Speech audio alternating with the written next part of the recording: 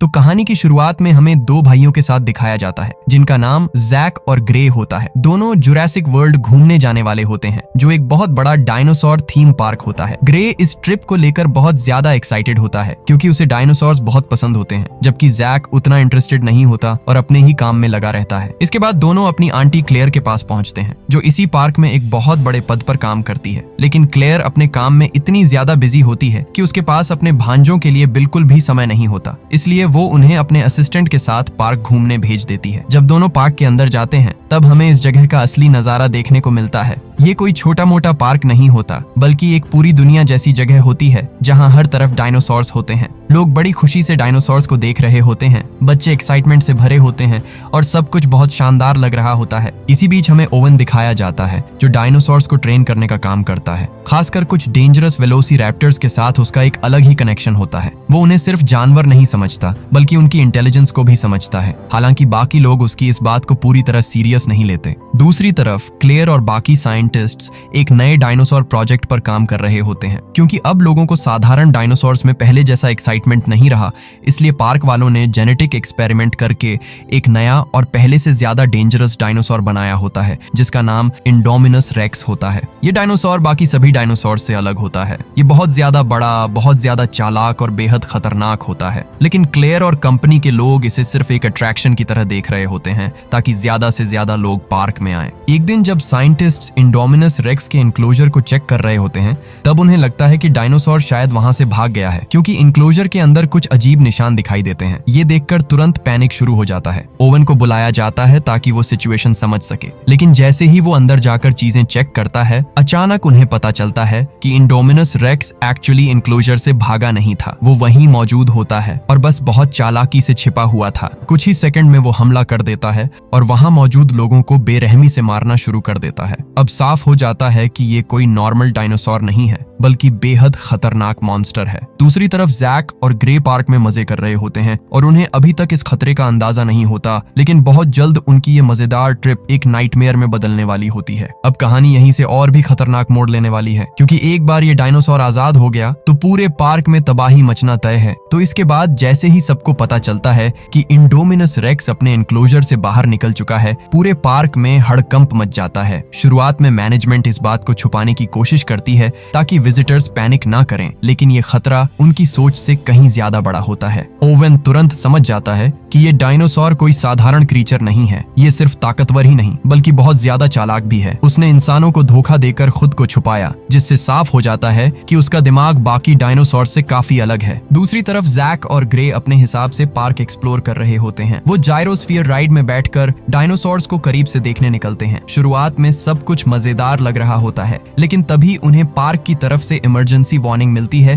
कि तुरंत वापस लौट आएं। लेकिन तब तक बहुत देर हो चुकी होती है। इंडोमिनस रेक्स उसी इलाके में पहुंच चुका होता है। दोनों भाई दूर से उसे देखकर समझ जाते हैं कि मामला बहुत खतरनाक है। कुछ ही पलों में वो डायनासोर उनके जायरोस्फीयर पर हमला कर देता है। उसका हमला इतना जोरदार होता है कि जायरोस्फीयर टूटते टूटते बचता है और दोनों भाई किसी तरह वहां से निकलकर जान बचाते हैं। अब वो जंगल के बीच अकेले फंस चुके होते हैं जहां हर तरफ खतरा ही खतरा होता है। उधर क्लेयर को पता चलता है कि उसके दोनों भांजे गायब हैं। अब पहली बार वो अपना काम छोड़कर सच में घबरा जाती है। वो तुरंत ओवन के साथ उन्हें ढूंढने निकलती है। इसी बीच पार्क की सिक्योरिटी टीम इंडोमिनस रेक्स को मारने का प्लान बनाती है। उन्हें लगता है कि इतनी बड़ी फोर्स के सामने डायनासोर ज्यादा देर नहीं टिकेगा, लेकिन जैसे ही वो उसे घेरते हैं, इंडोमिनस रेक्स फिर अपनी चालाकी दिखाता है। वो सिर्फ भागता नहीं बल्कि एक एक करके सिक्योरिटी वालों पर हमला करता है। उनकी पूरी टीम लगभग खत्म हो जाती है। अब साफ हो जाता है कि नॉर्मल तरीके से इस क्रीचर को रोकना आसान नहीं है। इसके बाद साइंटिस्ट को एक और शॉकिंग बात पता चलती है। इंडोमिनस रेक्स के डीएनए में दूसरी स्पीसीज का जेनेटिक मटेरियल भी मिला होता है। इसी वजह से वो अपनी बॉडी टेम्परेचर बदल सकता है, खुद को छुपा सकता है और उम्मीद से कहीं ज्यादा इंटेलिजेंट है। अब खतरा और बढ़ जाता है क्योंकि ऐसा क्रीचर खुला घूम रहा है जिसे प्रिडिक्ट करना लगभग नामुमकिन है। दूसरी तरफ जैक और ग्रे किसी तरह पुराने जुरासिक पार्क के इलाके तक पहुंच जाते हैं। वहां सब कुछ टूटा फूटा और वीरान पड़ा होता है, लेकिन फिलहाल उनके लिए यही जगह सुरक्षित लगती है। अब कहानी और भी खतरनाक मोड़ लेने वाली वाली होती है, क्योंकि एक तरफ दोनों बच्चे जंगल में फंसे हैं और दूसरी तरफ पूरा पार्क एक ऐसे मॉन्स्टर के कब्जे में जा रहा है जिसे रोकना किसी के बस की बात नहीं लग रही। ये वही जगह होती है जहाँ सालों पहले पहला जुरासिक पार्क बनाया गया था। अब ये पूरी तरह वीरान हो चुका होता है। दोनों भाई बहुत डरे हुए होते हैं, लेकिन फिर भी हिम्मत नहीं हारते। वो वहाँ पड़े एक पुराने जीप को देखते हैं और उसे चालू करने की कोशिश करते हैं। काफी मेहनत के बाद वो जीप स्टार्ट हो जाती है, जिसे देखकर दोनों को थोड़ी उम्मीद मिलती है। दूसरी तरफ क्लेयर और ओवन लगातार दोनों बच्चों को ढूंढ रहे होते हैं। रास्ते में उन्हें जगह जगह इंडोमिनस रेक्स द्वारा मचाई गई तबाही दिखाई देती है। ओवन समझ जाता है कि अगर जल्द कुछ नहीं किया गया तो हजारों लोगों की जान खतरे में पड़ सकती है। दूसरी तरफ जैक और ग्रे आखिरकार पार्क के मेन एरिया की तरफ पहुंच जाते हैं। वहां पहुंचकर वो क्लेयर से कांटेक्ट करने की कोशिश करते हैं। काफी मुश्किलों के बाद क्लेयर को पता चल जाता है कि दोनों अभी जिंदा हैं।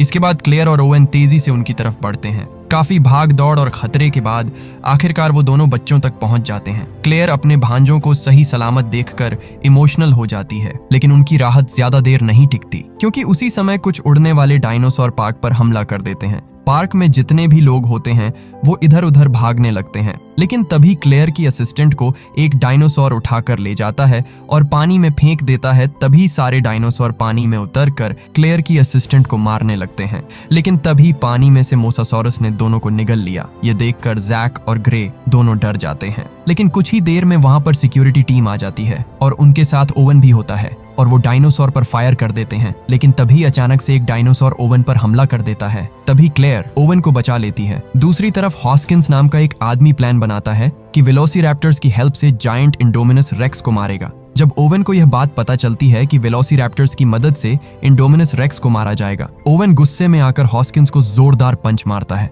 क्योंकि वह ये नहीं चाहता था कि वेलोसिरैप्टर्स जंग के मैदान में उतारे जाएं। इसलिए काफी सोचने के बाद ओवन को भी इस मिशन के लिए हाँ करना पड़ता है। उन्होंने इंडोमिनस रेक्स को पकड़ने के लिए मैप के जरिए एक प्लान बनाया। प्लान ये था कि रैप्टर्स सूंघ कर इंडोमिनस रेक्स का पता बताएंगे और मिलिट्री उनके पीछे रहकर गन्स से फायर करेगी। तैयारी करने के बाद ओवन के इशारा करते ही सारे रैप्टर्स को पिंजरे से आजाद कर दिया जाता है और ओवन भी उनके पीछे होता है। फिर तभी सारे रैप्टर्स अचानक रुक जाते हैं। तभी सारे सैनिक छुप जाते हैं और सामने की तरफ गन तान देते हैं, लेकिन तभी कुछ ही देर में वहां पर इंडोमिनस रेक्स आ जाता है और रैप्टर्स भी इंडोमिनस रेक्स को नहीं मारते हैं और ओवन के खिलाफ खड़े हो जाते हैं। तभी ओवन को ये बात पता चलती है कि इंडोमिनस रेक्स के डीएनए में रैप्टर्स का भी डीएनए मिला हुआ है। तभी हॉस्किंस उन्हें ऑर्डर देता है कि फायर कर दो और वो फायर करने लगते हैं। लेकिन जब सैनिकों ने देखा कि डायनासोर्स जंगल की तरफ भाग रहे हैं और वो भी उनके पीछे जंगल की तरफ चले जाते हैं, कुछ ही देर में सारे सैनिक रैप्टर्स के हाथों मारे जाते हैं। यह देखकर क्लेयर घबरा गई और वह तुरंत अपनी गाड़ी स्टार्ट करके वहां से जाने लगी, लेकिन तभी गाड़ी का दरवाजा खुला होने के कारण दोनों भाई बहुत ज्यादा डर जाते हैं। उन्होंने अपने पास ही रखा फायर एक्सटिंग्विशर उठाया और बाहर फेंक दिया। तभी कुछ ही देर में वहां पर ओवन भी आ जाता है। फिर तभी जल्दी से वो लैब की तरफ जाने लगते हैं, लेकिन दूसरी तरफ सभी लोग जहाज के जरिए पार्क छोड़कर जा रहे होते हैं। लेकिन अब तभी ओवन और बाकी लोग लैब पहुंचे तो वहां पर कोई नहीं होता है, क्योंकि सारे लोग पहले ही चले गए होते हैं। लेकिन तभी वहां पर रैप्टर्स भी आ जाते हैं और उन्हें पूरी तरह से घेर लेते हैं। ब्लू नाम का रैप्टर ओवन पर हमला नहीं करता है। उन रैप्टर्स को याद आ जाता है कि यह तो हमारा ट्रेनर है और वो ओवन की बात मानने लगते हैं। लेकिन तभी वहां पर इंडोमिनस रेक्स आ जाता है और वह ब्लू पर हमला कर देता है।